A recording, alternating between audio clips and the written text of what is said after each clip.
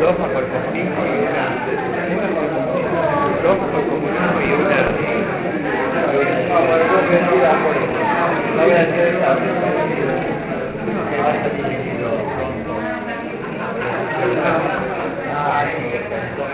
Lo de la búsqueda de memoria, ¿dónde va a cambiar? La otra era hacia el hombre nuevo. Hasta el hombre nuevo de... La luna está el hombre nuevo. El hombre nuevo, ¿no? Como el hombre moderno. A veces es una luz buena, a veces no le pedí una luz.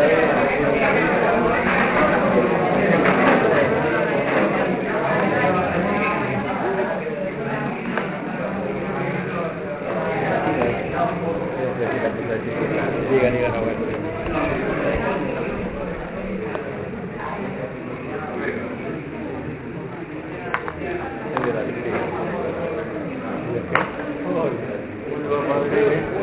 ¿Cómo andas? Bien, bien.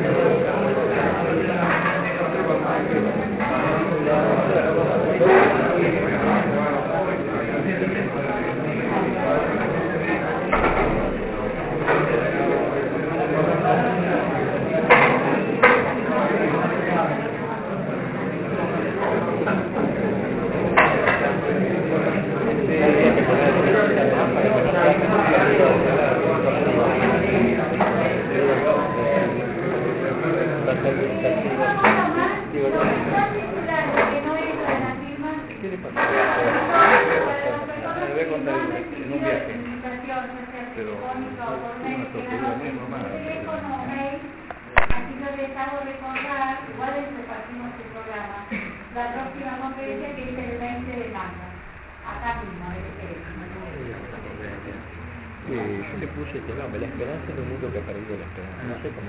Sí, está bien, está igual. Bueno, ¿estamos ya? Me parece bueno. Realmente produce una gran inhibición cumplir esta formalidad de presentar al Padre Sáenz, pero supongo que comprenderán que he recibido esta tarea por lo que esté, no por diablo ni por sabio, sino por viejo. También me retrae comprender que estas presentaciones se dirigen a estimular la atención de los oyentes, una tarea superflua para quienes hayan oído una sola vez o leído un solo libro del Padre Sáenz. Empiezo por la primera impresión. Nuestro disertante es un auténtico testigo. Tanto se ha metido en la comedia o tragedia humana. Y también un sabio, como lo dice la palabra historia de un barco. Con tal bagaje consigue para sus oyentes superar aquel obstáculo del principito, lo esencial invisible a los ojos, al ponernos ante los ojos con toda naturalidad lo esencial. Lo esencial es traído de un trabajo ímprobo, traducido en nutridas referencias o transcripciones que reflejan un esfuerzo de investigación y selección excepcional.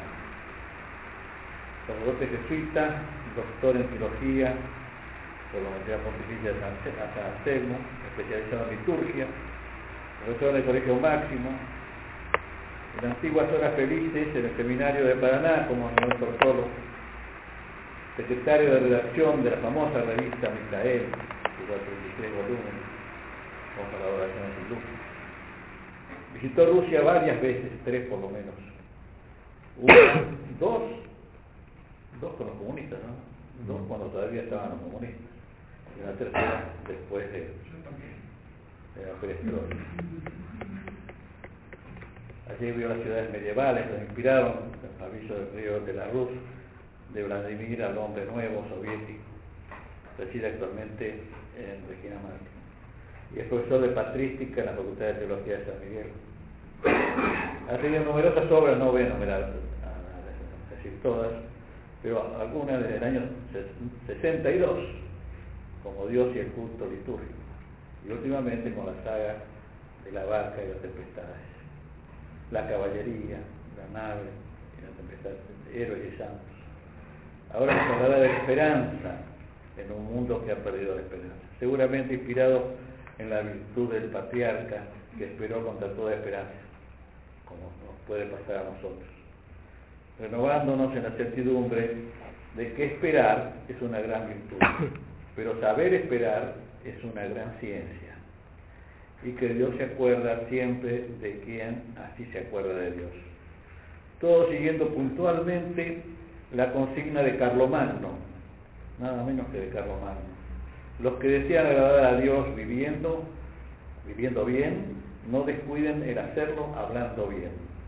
Desde luego, facilitado en pleno siglo XXI por el ideal medieval, porque el padre Sáenz es puntualmente también un caballero.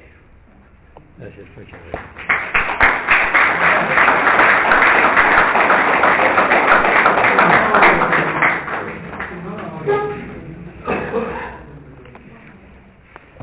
Más fácil le sería vivir en la tierra sin sol que sin esperanza el corazón del hombre.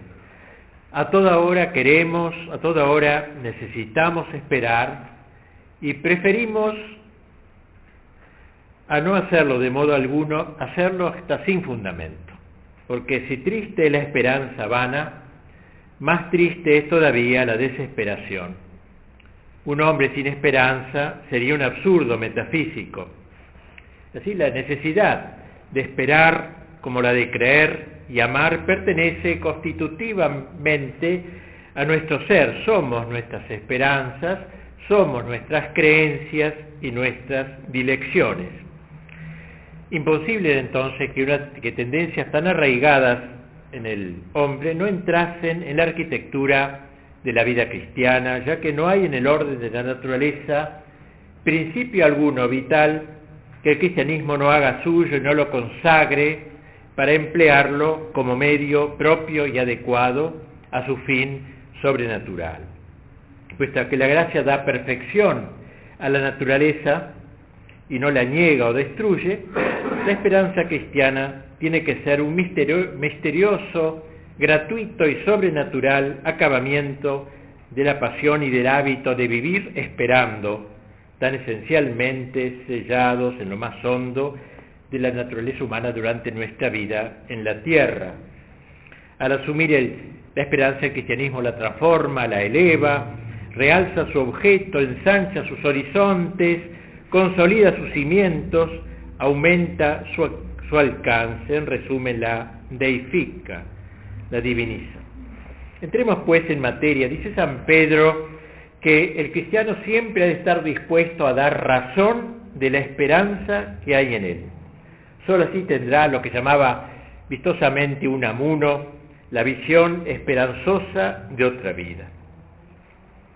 Sabemos ante todo que el hombre es un viajero impregnado de eternidad. Está lo que se llama en teología in statu viatoris, en estado de caminante, in vía, en la vía, no como decimos vulgarmente en la vía, como estamos en la Argentina de otro punto de vista, sino in vía, en camino hacia una realidad plenaria. El concepto opuesto al status viatoris es el status comprensoris, es decir, de que ya ha llegado, de que ha alcanzado la meta, ya no es viator, es comprehensor. Y la teología ha tomado esta palabra de una carta de San Pablo a Filipenses, donde dice: hermanos, yo no creo haber aún alcanzado, dice, aún no he alcanzado el fin. Estar en camino quiere decir, pues, caminar hacia la felicidad. Haber alcanzado, ser comprensor, quiere decir poseer la felicidad, la plenitud, la visión beatífica de Dios. El estado del ser en camino no es una determinación local, sino que expresa la constitución más íntima del ser de la criatura. Como ha escrito Marcel, el hombre es un viajero, no es un vagabundo, ni un aventurero. Toda la diferencia que va del viajero, que tiene un puerto de llegada, al aventurero, al vagabundo que no tiene punto de de arribo.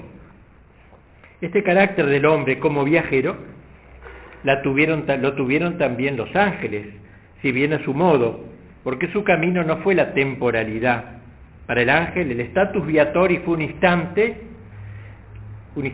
único de la posibilidad de una decisión espiritual por favor o en contra de Dios. El ángel se puso al final del camino, podríamos decir, desde el primer instante de su existencia.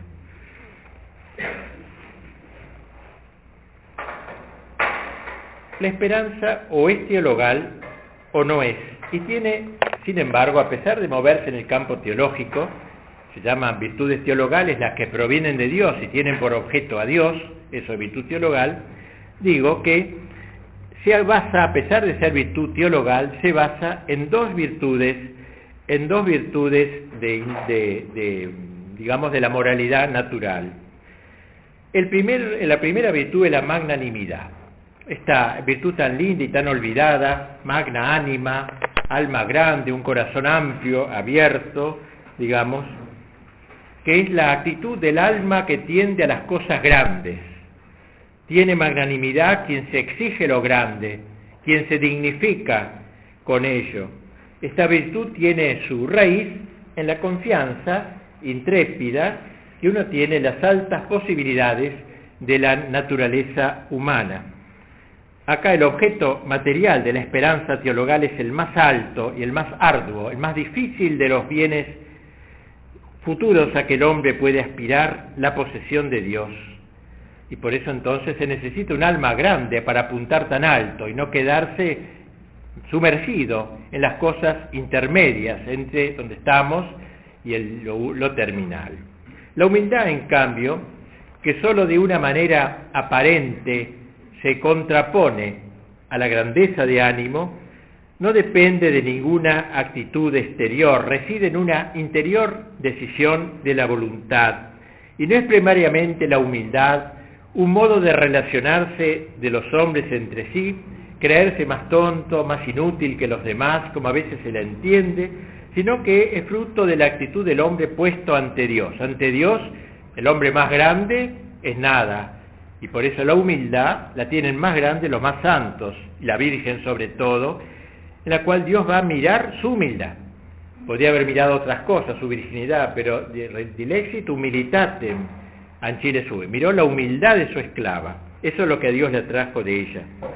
Y ella es evidentemente el ejemplo supremo de la confluencia de estas dos virtudes, como aparece en el Magnificat, cuando se dice fecit mihi magna qui potences, hizo en mí grande la magna, aparece la palabra magnanimidad, hizo en mí grandes cosas el que es poderoso, habla la magnánima, por eso la llamarán bienaventuradas todas las que oraciones, pero habla en voz pasiva, fecit mihi, hizo en mí, no es ella la que realizó las grandes cosas, ella se dejó hacer por Dios, por el grande, y Dios la magnificó.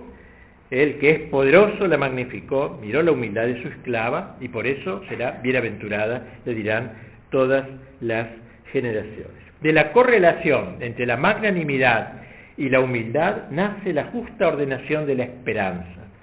Una magnanimidad sin humildad fácilmente degenera en soberbia. Una humildad sin magnanimidad fácilmente se vuelve pusilanimidad. Pero cuando se juntan ambas, he ahí el punto exacto. De ahí que ambas virtudes sean los supuestos esenciales para la conservación y el fomento de la esperanza sobrenatural. Por otra parte, la pérdida de la esperanza sobrenatural tiene dos raíces, o falta de magnanimidad o falta de humildad. Dice San Pablo que cuando se habla de la esperanza no se puede no hablar de Cristo, que es como la encarnación de nuestra esperanza. Dice San Pablo, Cristo en medio de vosotros es la esperanza de la gloria, porque es menester relacionar la esperanza con Cristo. Nuestra esperanza es cristiana y pasa por Cristo. La epístola a los Hebreos relaciona nuestra esperanza con la victoria de Cristo y su ingreso en el cielo. En ese texto tan lindo de Hebreos, tengamos firme consuelo los que corremos, hasta dar alcance a la propuesta esperanza, la cual tenemos como segura y firme áncora de nuestra alma, y que penetra hasta detrás del velo, a donde entró por nosotros como precursor Jesús, instituido pontífice para siempre. Es decir, Cristo llegó a la orilla y clavó el ancla, el áncora, clavó en la roca el ancla de Dios. Larga cadena del áncora agarrada al fondo del mar, en la rocosa entraña del eterno, según la vigorosa expresión de Unamuno. Dios clavó el ancla en la rocosa entraña del eterno. La proa ya ha llegado. Nosotros estamos en la popa de la nave y sus tempestades, sujetos todavía a los vendavales, pero nuestra esperanza está clavada, ha sido fijada, clavada en la tierra. Cristo ha penetrado por nosotros en el interior de la tienda, dice Hebreos, y ahí ha fijado nuestra esperanza, fixit, clavado nuestra esperanza, está clavada nuestra esperanza en la roca, no depende de ningún otro elemento. Cristo es el cumplimiento de nuestra esperanza. En esperanza somos salvos, dice San Pablo. Y comenta San Agustín, no dijo San Pablo seremos salvados, sino estamos ya, ahora, salvados, pero todavía no en realidad, sino en esperanza. La esperanza nuestra está en Cristo, pues en Él está ya cumplido lo que como promesa esperamos. Todavía no vemos lo que esperamos, sin embargo, somos el cuerpo de aquella cabeza en la que está realizado lo que esperamos. Esta vinculación entitativa de nuestra esperanza a Cristo es tan decisiva que no puede esperar nada quien no está en Cristo en última instancia. La esperanza tiene relación con la oración. Santo Tomás relacionará la fe con el credo, la caridad con los mandamientos y la esperanza con el Padre Nuestro, con la oración. La oración es la exteriorización de la esperanza, es la interpretación de la esperanza. Allí se expresa la esperanza misma. La felicidad no es una conquista, es un don, y por eso hay que pedirla. Per Christum Dominum Nostrum. Las oraciones terminan siempre con esa fórmula, per Christum. Bien, la esperanza está relacionada con la juventud, tanto en el orden natural como en el orden sobrenatural. En la tierra, todo amanecer es preludio de un crepúsculo ineluctable. Haría falta que el mundo fuese joven y a la vez eterno, eso sería el ideal, ser siempre joven. Entonces escaparía al envejecimiento metafísico y psicológico. Los hombres son también jóvenes un instante, su juventud no es duradera. Lo lindo sería salvar ese estado de juventud, vivir en la libertad de un surgimiento perpetuo, de una alborada, de un amanecer perpetuo. Por eso, la figura del joven ha sido siempre, en toda la historia, el símbolo eterno de la esperanza, lo mismo que de la magnanimidad. La esperanza humana surge de la energía juvenil y se agota con ella. La juventud es causa de la esperanza. ¿Por qué? Porque la juventud tiene mucho futuro y poco pasado. Y así, al ir declinando la vida, se va cansando la esperanza también, se va cansando. El aún no se convierte en lo que ha sido y la vejez se vuelve hacia el ya no. Sin embargo, esto pasa en el campo natural. En el campo sobrenatural acaece lo contrario. No solo la esperanza sobrenatural no está ligada a la juventud natural, sino que fundamenta una juventud mucho más esencial. Otorga al hombre un aún no que triunfa completamente sobre el declinar de las energías naturales de la esperanza. Da al hombre tanto futuro, la eternidad, que el pasado de la más larga y rica vida aparece como poco pasado. Por eso, San Agustín, el gran creador de frases y de paradojas, dice que Dios es más joven que todos. Claro, aplicar a Dios una categoría así, más joven que todos. Si bien tiene un enorme pasado, la eternidad no es viejo, no es decrépito, el tiempo no lo gasta, porque tiene por delante un enorme futuro, la eternidad, y por eso es siempre e infinitamente joven. En él se cumple el anhelo de todos nosotros ser jóvenes y a la vez eternos. En él cada instante es alborada es surgimiento de vida, amanecer, juventud, libertad, pero también permanencia. La juventud sobrenatural deriva de la participación en la vida divina, y por eso la juventud del hombre que tiende hacia la vida eterna es esencialmente indestructible, inaccesible a la vejez decrépita y a la desilusión. San Pablo lo ha expresado en palabras precisas y preciosas. Mientras nuestro hombre exterior se corrompe, el interior se renueva de día en día. Frente a esta virtud de la esperanza, emergen dos vicios, dos pecados contra la esperanza, y vamos a seguir este esquema de Santo Tomás, que siempre presenta la virtud y luego los pecados opuestos. Y son dos. Uno es la desesperación y el otro es la presunción. Vamos a tratar de estos dos pecados y vamos a ver cómo ambos pecados signan el mundo moderno. El hombre moderno está tocado por uno u otro, o ambos quizás en algunos casos, de estos dos pecados. La desesperación ante todo, o anticipación de la plenitud, anticipación negra de la plenitud. Cuando hablamos de desesperación entendemos a veces un estado anímico en que se recae, por ejemplo, uno está desesperado de la Argentina, como está, etcétera, casi contra la propia voluntad. No, acá entendemos por desesperación una decisión voluntaria de no esperar, de negar las esperanzas. La esperanza dice, terminará bien, la desesperación dice, acabará mal. Puede haber desesperaciones de diversas clases, pero que no afectan a la esperanza más profunda, ni tienen importancia definitiva. Por otra parte, un hombre desesperado en su fondo más último puede mostrarse en la periferia como completamente optimista ante nosotros y ante sí mismo en los penúltimos dominios del ser, si sabe cerrar herméticamente la cámara más íntima de la desesperación, de modo que de ella no pueda salir ningún quejido. Verdadera virtuosidad en esto del hombre moderno. Este hombre moderno ríe a carcajadas, en la periferia está lleno de felicidad, pero el fondo del alma está anclado en la desesperación, su vida no tiene sentido. El cristiano que desespera de la vida eterna no solo suprime el carácter de camino, ya no es más viandante, no está en estado de vía en camino, sino también niega el camino real que es Cristo. Yo soy el camino real para la plenitud eterna que aparece en la figura personal, el mismo Cristo. La desesperación del cristiano es siempre una decisión contra Cristo, contra la salvación en Cristo. Podríase decir que la desesperación, es la estructura mental del ser del condenado. El condenado vive siempre rumiando su desesperación. Y en el status viatoris es una especie de anticipación de la condenación.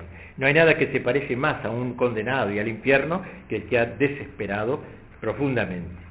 La desesperación es un pecado de decrepitud espiritual. Es la negación del espíritu de infancia.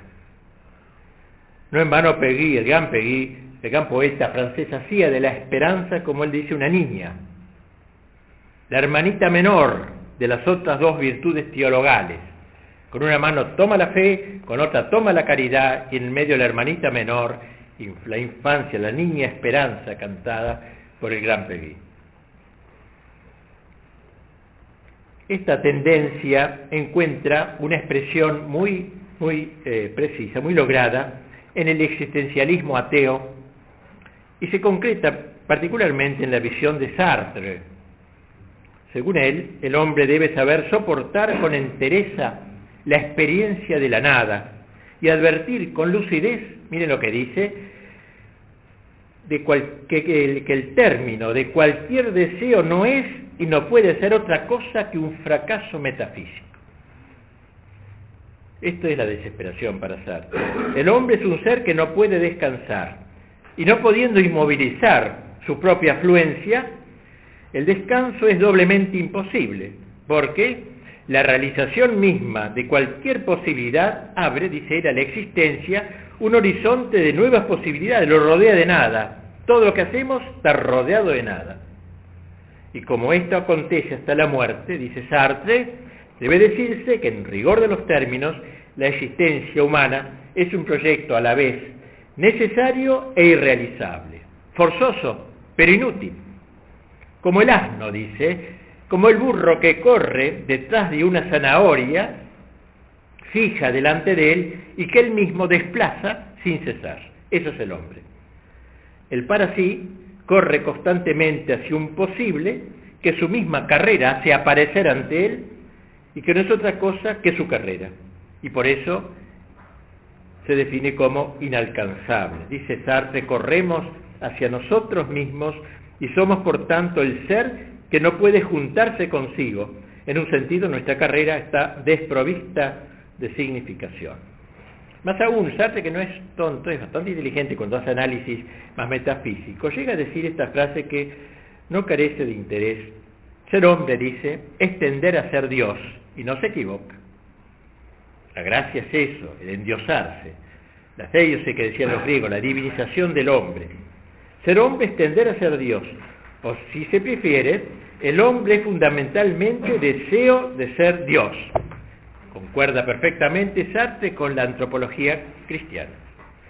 Pero acaece, y aquí ya lo va a separar de la idea cristiana, acontece que si el hombre aspira a ser Dios, espera lo que no puede esperar, espera un imposible, porque la noción de Dios, dice Sartre, es en sí misma contradictoria. El hombre es un deseo de ser Dios, pero Dios es imposible, Dios es impensable, Dios no existe y no puede existir, luego el hombre es una pasión inútil. Si el hombre no puede esperar lo que espera, ¿qué deberá esperar? La respuesta de Sartre es consecuente y terminante. Si quiere vivir de acuerdo con su propio ser, el hombre debe no esperar y así evitar el riesgo de desesperar. Es un juego de palabras, pero que en el fondo nos pone frente a este pecado. Por tanto, ni esperanza, dice Sartre, y concluyo con ello, ni desesperación, sino desesperanza. Inventa un término intermedio, tal sería el lema de la lucidez sartriana. El hombre debe aceptar serena y animosamente la realidad de su condición humana, conquistar paso a paso su propia libertad de cara a la angustia de existir, inventar sus propios valores y comprometerse virilmente en la realización de ellos, aun sabiendo que el término de todo empeño es la nada. La nada. Está rodeado de nada el hombre, en su resuelta desesperanza, bajo un cielo sin Dios, sobre una tierra sin infierno, el hombre nuevo de la filosofía de Sartre debe prestarse a ser hombre y solo como hombre vivir. Esto no es otra cosa, dice, que querer ser Dios sabiendo que Dios no existe ni puede existir. Ser hombre consiste en ser cotidiana y resignadamente una divinidad imposible y fracasada. Tal sería el primer pecado, pues, contra la esperanza, que lo hemos aplicado a algo que pasa dentro del mundo moderno, pero no es este el vicio más encontrable en el mundo moderno, no es más el otro, la presunción. La presunción, que es como la anticipación de la plenitud. Yo ya me salvé y punto, se terminó. La presunción es aquella actitud del espíritu que contradice la realidad difícil del futuro, lo penoso de su logro. Es una perversa seguridad. Estoy seguro porque perversamente. La presunción se puede presentar en dos formas. Se ha presentado en los últimos siglos, con arreglo a dos falsos motivos. La primera forma se basa en la herejía protestante de la virtualidad única de Dios Salvador y donante de la gracia. O sea, Cristo me salva, si tengo fe, estoy salvado y punto, ya no hay camino. No hay camino, por tanto, no hay esperanza. Y la segunda forma se basa en la presunción pelagiana, según la idea de que bastan las propias fuerzas del hombre para salvarse. El hombre con su propia naturaleza humana puede alcanzar la vida bienaventurada. Y esta visión, este pecado institucionalizado hoy, se esconde en el moralismo de tipo liberal y burgués del hombre mesurado y honorable, del gentleman, que sustituirá al hallarse frente a Dios por su rendimiento natural. Dentro de este segundo tipo de presunción se incluye el llamado humanismo de los últimos siglos, cuyo análisis nos permitirá entender mejor este pecado, que es un remedo de la esperanza, no ya en Dios, pero sí en el hombre, en sus músculos, en sus fuerzas naturales. Para la época, el mundo moderno, la eternidad ha sido suplida por la posteridad. O sea, ya no piensa más en la eternidad, sino dentro de la historia encontrar su paraíso en la tierra, en la posteridad. Como dice Diderot, el ideólogo de la Revolución Francesa, la posteridad es para el filósofo lo que el otro mundo para el hombre religioso. Es decir, confío en el futuro histórico. Nunca ha sido más claramente expresada la transposición del futuro escatológico al futuro intrahistórico. Una conclusión se impone: el progresismo, la fe en el progreso, es el término a que llega la secularización de la esperanza cristiana en el mundo moderno. El progresismo no fue una idea, fue una creencia. Pese a su apariencia racional, la Ilustración fue tanto una empresa moral y religiosa o pseudo-religiosa como una empresa intelectual. Sus hombres se propusieron instalar a la humanidad sobre su propia naturaleza, en la gran herejía, el naturalismo de los tiempos modernos, y según dice Del Noche, será la gran herejía de la apostasía final apocalíptica. La última herejía, el hombre que por su sola fuerza se salva, y de ahí que el progresismo fuese más que una especulación de ideólogos, un credo de entusiastas en la religión del progreso. La fuerza de la Ilustración no radicaba en su apartamiento de la fe. El puro escepticismo carece de fuerza verdadera, no tiene impulso, sino en el nuevo ideal de fe que presentaba, en la nueva forma de religión que encarnó. El hombre irá pasando de la desgracia a la felicidad. Esta palabra nunca ha sido tan usada como en el siglo XVIII, la palabra felicidad. La Revolución Francesa vino a traer la felicidad. La Revolución Soviética vino a traer la felicidad. La esperanza progresista se basa en la gran fe del hombre ilustrado en las virtualidades de la naturaleza.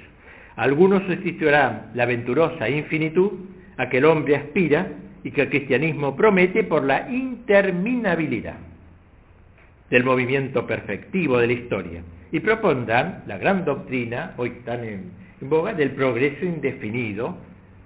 Lo que importa es que el ser humano, sin otra fuerza que la de su nuda naturaleza, sin más norma que la de ser fiel a su propia razón, está seguro de moverse hacia su perfección suprema. Oh posteridad, decía Robespierre, también continuando Diderot, oh posteridad, tierna y dulce esperanza de los humanos, no eres para nosotros una extraña, exclamaba Robespierre, bastante menos tierno y dulce que su esperanza. Bajo el apóstrofe del orador latía la religiosidad secular del revolucionario del progreso. Otra nota de la esperanza progresista y de la presuntuosa es su necesidad. El progreso hacia la felicidad definitiva es cierto, es indefectible. La historia del género humano tiene en el progreso la primera y más importante de sus leyes naturales. Si el crecimiento espiritual del cristianismo se seculariza en forma de perfección progresiva de la naturaleza humana, eso sería la Ilustración. Y esa presunción de la esperanza progresista es además natural, porque no depende de la jactancia o del orgullo de una persona, sino de atribuir a la naturaleza humana en general la incoercible propiedad de crecer sin pausa. No sé por qué, es un acto de fe, es un dogma. Se basa un poco en el dogma de la realidad, no dogma, en la realidad del progreso de las ciencias, ¿no? Evidentemente que la ciencia ha progresado, y se cree que juntamente con la ciencia sí o sí progresa el hombre, lo cual es completamente equivocado. Si no es paralelo al crecimiento, hay un doble crecimiento. Si yo tengo la bomba atómica y he llegado a los mayores progresos técnicos, pero soy un alma raquítica o soy una porquería, es un peligro esa bomba atómica en mis manos. O sea, no el progreso científico como tal trae necesariamente la felicidad. Que el mal existe hoy para el progresista es innegable, que el mal irá desapareciendo, la cosa es segura. Como decía el futurista Voltaire, un día todo andará bien, he aquí nuestra esperanza, todo está bien hoy, he aquí la ilusión. Hoy no está bien, no, pero un día todo andará bien. Voltaire, con ocasión del terremoto de Lisboa, dijo esas palabras. Hoy andamos mal, claro, un sismo, un terremoto, pero un día todo andará bien.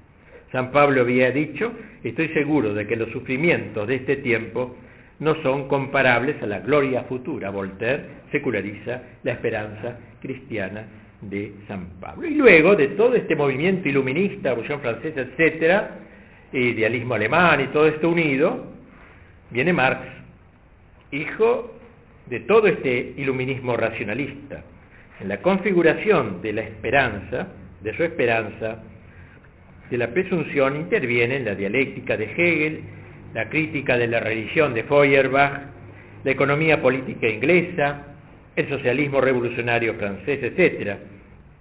La fuerza que realmente actúa en el fondo de esta concepción optimista es un palmario mesianismo judío.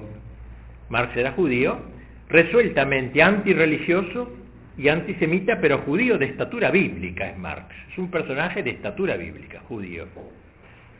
Dos serían los fundamentos de la esperanza marxista. Ante todo, una visión de la historia. Para Marx, la historia de la humanidad se divide en dos magnos períodos. El primero, de la enajenación del hombre, que va al segundo, su liberación, la plenitudo temporum, lo dice en latín, la plenitud de los tiempos, que atribuye a la época en que escribe. Y el segundo fundamento de esa felicidad es la acción redentora, visión judeo-cristiana. Hay un pecado original para Marx, que es la explotación, cuya principal víctima es el proletariado. El marxismo es así la última de las formas de la esperanza secularizada.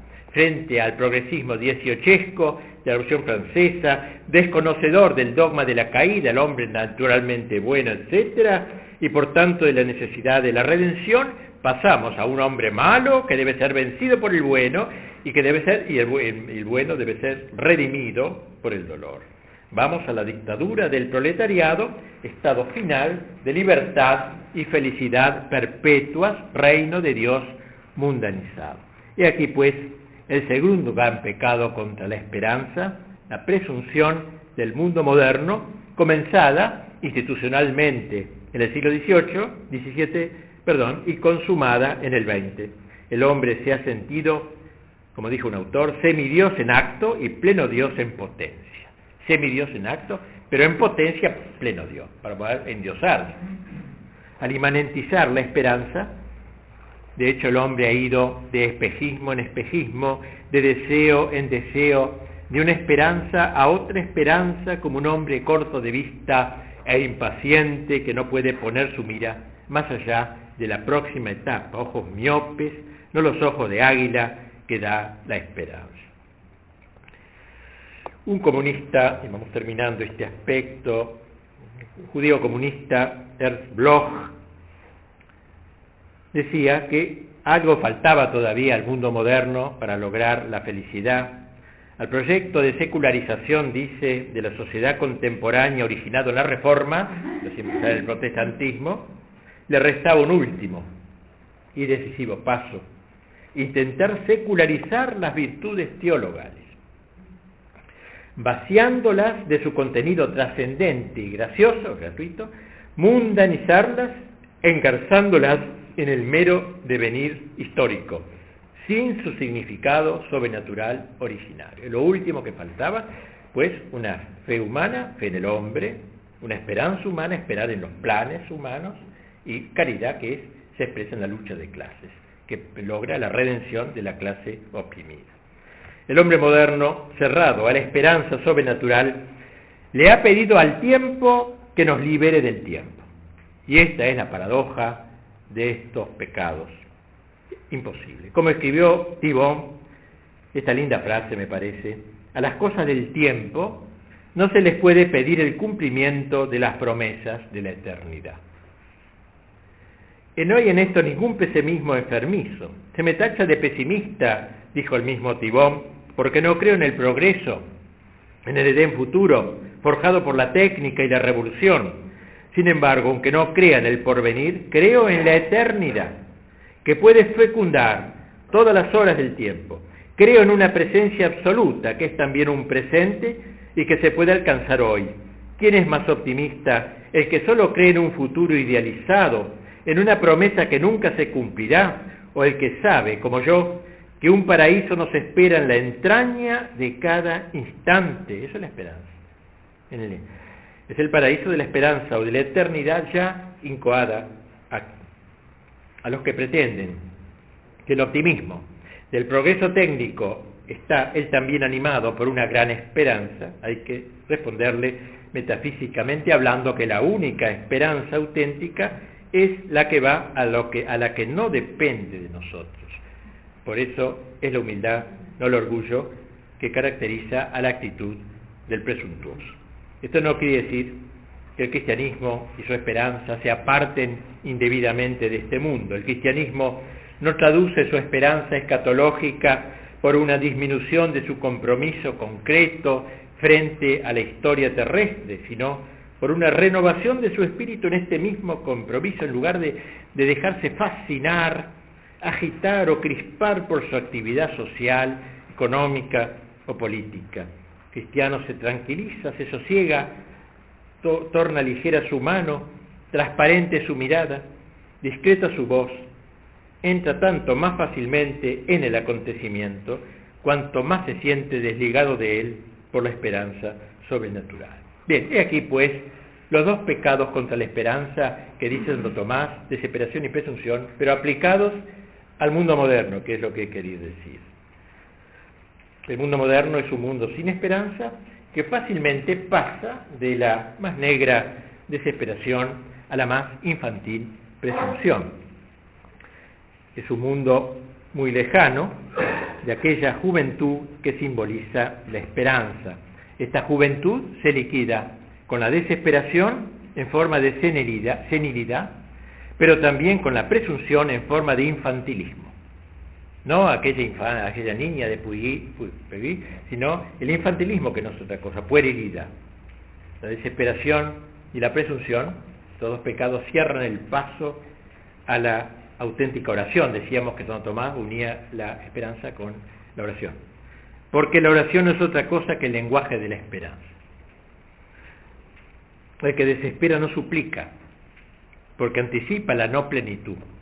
El presuntuoso tampoco, porque está seguro de la eficacia de sus músculos. Profunda, pues, la idea de Danielú, al titular a uno de sus libros, La oración, problema político. Yo me extrañé cuando vi esto en la vidriera la primera vez que leí este nombre, la oración, problema político. La oración ha muerto, dice él, en la ciudad, que ha perdido la esperanza. No impregna su política, no hay oración nacional.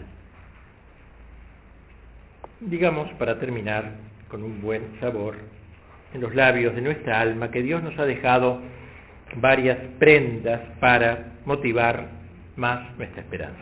Aunque estas prendas que nos da Dios, en las que ha empeñado con nosotros su honor, son innumerables, se pueden reducir todas a una sola, como le expresa San Pablo, quien a su propio Hijo nos dio, ¿qué podrá ya negarnos? Esta es la prenda que por todas vale, el don de Dios, siendo como es cierto que tanto amó Dios al mundo que le dio a su Hijo unigénito. Cada paso que Jesús dio en la tierra, cada latido de su corazón, fueron otras tantas muestras del ansia con que incesantemente anhela salvarnos. Todos sus misterios fueron para nosotros, pro nobis, decimos en el credo. Pro no solamente hay que decir por, sino en lugar de, y por nuestra salvación. Decimos en el credo, se encarnó, nació, sufrió, murió y resucitó. Por mí y por mi salvación es el seno de María, es el pesebre, es Jordán, es la tumba, y no solo por el linaje humano en general, sino por cada uno de los miembros de su cuerpo. Más aún, no se contentó con vivir estos misterios, sino que quiso, por así decir, fijarlos en el santo sacrificio de la misa, triunfo permanente del amor inmolado, Por eso, por algo Santo Tomás llamó la Eucaristía Pignus Gloriae, prenda de la gloria, porque la misa no es solo sacrificio, sino también sacramento, y hace posible un anticipo del cielo. El que come mi carne y bebe mi sangre tiene la vida eterna.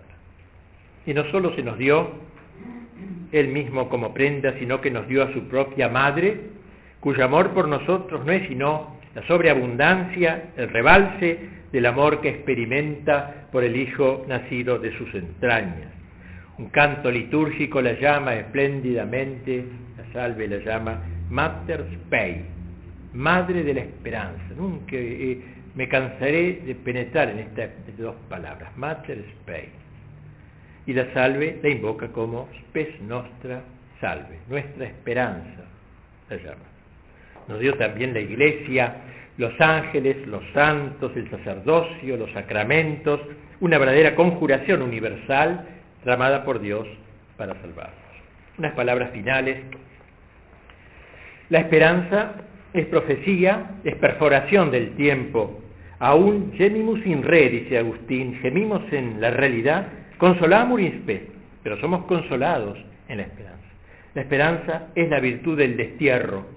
La esperanza infunde el sentido de la brevedad de la vida, del desprendimiento, del vacío de las cosas que, al decir del mismo San Agustín, aquí nacen y pasan.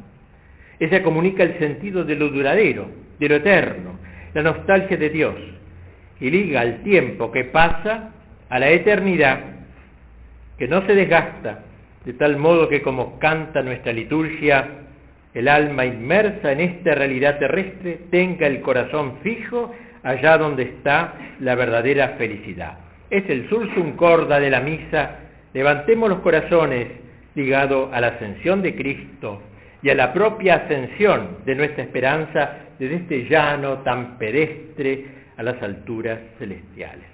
La esperanza nos comunica una serenidad profunda, una alegría íntima, aunque velada por un ligerísimo sentido de gozosa melancolía, y proyecta también luz sobre la enemistad de la ciudad del mundo, con sus proyectos prometeicos, y la ciudad de Dios, con su ley de la gravedad dada vuelta, invertida, sursum corda, levantemos el corazón. La esperanza tiene que ver con el combate del cristiano, infundiéndonos fortaleza en medio de las pruebas y batallas. Decía San Pablo que debíamos revestirnos de la coraza de la fe y de la caridad y del yelmo de la esperanza. Colocar en la cabeza el yelmo de la esperanza para defendernos de los asaltos del enemigo de nuestra salvación. Comenta San Juan de la Cruz, a la esperanza llama San Pablo yelmo de salud, que es un arma que ampara toda la cabeza y la cubre, de manera que no le quede al descubierto sino una visera por donde ver. Y eso tiene la esperanza, que todos los sentidos de la cabeza del alma cubre, de manera que no se engolfen en cosa ninguna del mundo, ni les quede por donde les pueda herir alguna saeta del siglo. Solo le deja una visera para que el ojo pueda mirar hacia arriba y no más. Y es el oficio que de ordinario hace la esperanza en el alma, que es levantar los ojos solo a mirar a Dios, como dice David, que había en él cuando dijo, oculi mei semper ad Dominum, mis ojos siempre hacia el Señor. Prenderse en solo Dios, o como dijo Unamuno, del tiempo en la corriente fugitiva, flotan sueltas las raíces de mis hechos, mientras las de mis cantos prenden firmes en la rocosa entraña de lo eterno. Hemos citado esta última frase, mientras las de mis cantos prenden firmes en la rocosa entraña de lo eterno. Como cantó un poeta argentino, por una nada bajaste del cielo de tu ser todo, y me creaste de modo que con ser nada me amaste. En mí, siendo tu contraste, pusiste tu semejanza, misterio que no se alcanza. Tú eres el ser, yo mi nada, y tu ser no me anonada, pues mi nada es esperanza.